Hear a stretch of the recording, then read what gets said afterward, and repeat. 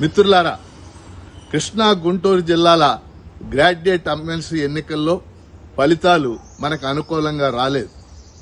మన ఉద్యమాలు, మన కార్యక్రమాలని, మన కార్యాచరణని మరింత బలోపేతం చేయాల్సినటువంటి అవసరం ఉంది.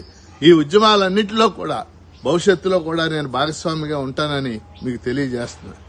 ఈ ఎన్నికల సందర్భంగా వేలాది మంది కార్యకర్తలు, ముఖ్యంగా ప్రజా సంఘాలు, కార్మిక సంఘాలు, ఉద్యోగ ఉపాధ్యాయ పెన్షనర్ల సంఘాల కార్యకర్తలు వేలాది మంది కష్టపడి పనిచేశారు. వారందరికీ హృదయపూర్వకంగా కృతజ్ఞతలు తెలియజేస్తా ఉన్నారు. అదేవిధంగా అధికార పార్టీ అనేక అక్రమాలు, ముఖ్యంగా మీ అందరికీ తెలుసు, ఎన్నికల రోజున అనేక చోట్ల బూత్ రిగ్గింగ్, అలాగే దొంగ ఓట్లు వేయించడం, అది వేల సంఖ్యలో ఆ ఓట్లు వేయించడం, అధికారాన్ని దుర్వినియోగం చేయటం మన కళ్ళారా చూశాం. వీటన్నిటిని ఎదుర్కొని కూడా 63,000 మందికి పైగా ఓటర్లు మనకు ఓట్లు వేశారు. వారికి, అలాగే ఇతర ఈ ఎన్నికల ప్రక్రియలో పాల్గొన్న ఓటర్లందరికీ, అలాగే సిబ్బందికి కూడా నేను హృదయపూర్వక ధన్యవాదాలు తెలియజేస్తున్నాను.